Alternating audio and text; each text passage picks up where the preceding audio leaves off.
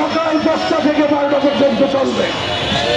চলমান কর্মবিরতি সকাল 9টা থেকে 12টা পর্যন্ত অব্যাহত থাকবে। যেটা চলে আসছে, দাবি আদায় না হলে আরো কঠোর আন্দোলনের কর্মসূচি ঘোষণা করব।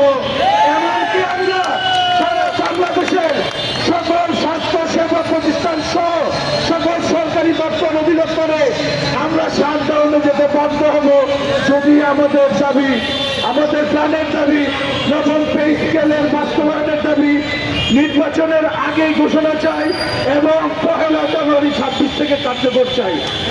সংগ্রামী সাথী বন্ধুগণ, আমার বক্তব্য দীর্ঘায়িত করবো না।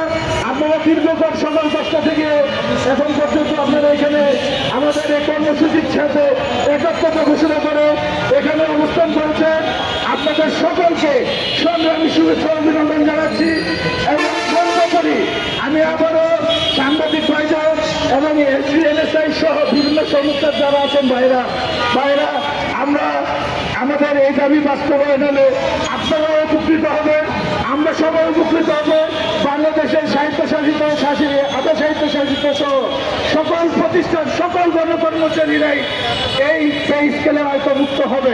আপনারা সঠিক তথ্যটি দিয়ে আমাদের সহযোগিতা করেন। সবাইকে ধন্যবাদ। খোদা হাফেজ। বাংলাদেশ জিন্দাবাদ। এবং আজকের এই সমাবেশ এখানেই সমাপ্তি ঘোষণা করছি।